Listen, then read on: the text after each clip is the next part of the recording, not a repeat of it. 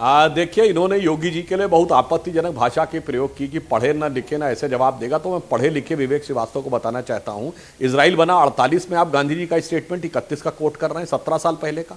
उस समय तो इजराइल बनाम फिलिस्तीन का मुद्दा नहीं था, फिलिस्तीन बनाम इंग्लैंड का मुद्दा था, क्योंकि वोल्फोर एग्रीमेंट के तरह ब्रिटेन ने अनुमति दे दी थी कि चाहे तो यहूदी आके यहां बस सकते हैं, और तब तक यहूदियों का होलोकॉस्ट भी नहीं हुआ था। इसलिए क्या आप बात करने लगते हैं भाई, इजराइल बनाम फिलिस्तीन का तो मुद्दा ही नहीं था उस जमाने में। और दूसरी बात, अगर आप इतना पुराने जाएंगे तो फिर महात्मा गांधी ने यह भी कहा था कि तुर्की के खलीफा को दोबारा रिस्टोर कर देना चाहिए। तो आज आप कहेंगे तुर्की में खलीफा दोबारा आ जाना चाहिए, क्या बात कर? नहीं, ये कहीं की ईंट कहीं का रोड़ा, भानुमति ने कुनबा जोड़ा मत करिए यहां बैठ करके। आप महात्मा गांधी के स्टैंड को सीरियसली लीजिए। If you don't respect Gandhi, से आई डोंट रेस्पेक्ट गांधी। अरे भाई, आपकी बात कर रहा हूं, बेपढ़े लिखे वाली बात मत करिए के लफ्जों से हमारा कोई मतलब नहीं है। आप बोल दीजिए साफ साफ। 1931 का महात्मा गांधी का स्टेटमेंट कोट कर रहे हैं। अरे 31 में महात्मा गांधी ने कहा था, an artificial creation of Israel, if it happens then the land of the Palestinians and the Arabs should not be encroached upon. आप उसके खिलाफ हैं तो बोलिए गांधी गलत थे। बहुत बड़ा प्रॉब्लम है, आप बोल दीजिए गांधी गलत थे। अच्छा, एक आप बोल दीजिए गांधी के विचार, आप तो बोलते ही हैं। खैर विवेक आप रुकिए ना जी।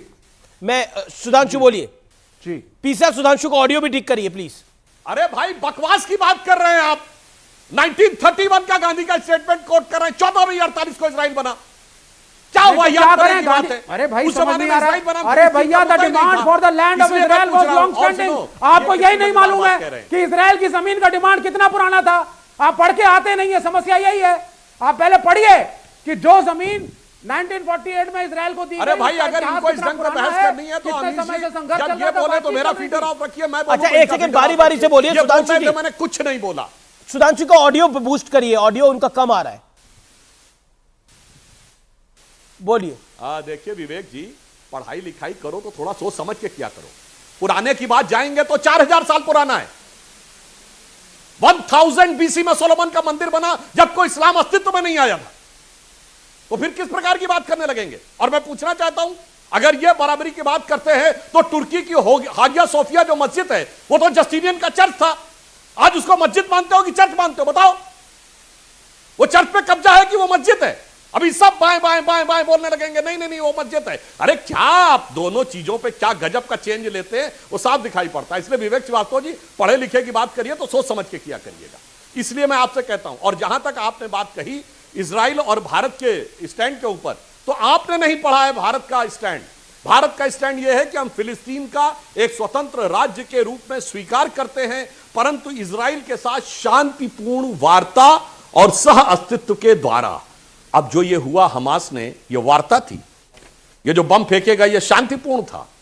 ये जो बात हो रही कि सह अस्तित्व की बात, और यहां पर कह रहे हैं इजराइल को खत्म कर देंगे, यहूदी कौम का वजूद मिटा देंगे। ठीक है, मतलब न सह अस्तित्व रह गया, ना वार्ता रह गई, ना शांतिपूर्ण रह गया। तब आप कौन सी बात करें? हम तो स्टैंड पे कायम है, आप कायम नहीं है।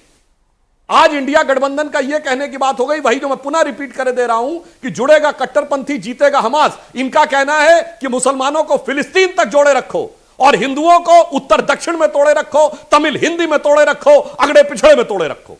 जी, बड़ी इंपॉर्टेंट आपने बात बोली। एक तरफ तो पूरा का पूरा अलायंस कह रहा है कि जातिगत जनगणना होनी चाहिए, दूसरी तरफ कहा जा रहा है कि हमास के विषय में, गाजा के विषय में मौन होना चाहिए।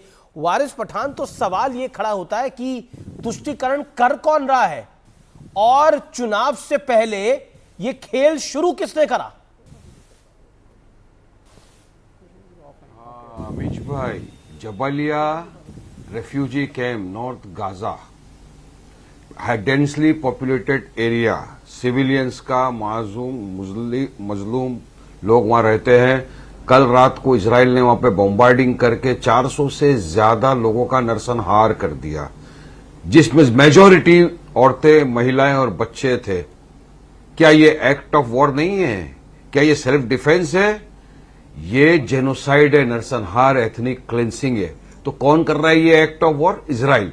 Israel is a terrorist state. अब ये सुधांशु जी यहां पे कब से बोल रहे थे इजराइल के फेवर में, पैलेस्टीन के सपोर्ट में, तो इंडिया हिंदुस्तान तो पैलेस्टीनियन के साथ में खड़ा हुआ है। 1977 में अटल बिहारी वाजपेयी जो उस वक्त के एक्सटर्नल अफेयर्स मिनिस्टर थे, फाउंडर मेंबर थे बीजेपी के, वो उन्होंने कह दिया था कि इजराइल ने गैर कानूनी कब्जा किया फलस्तीन के ऊपर, उसको खाली करना पड़ेगा, ये नहीं मानेंगे।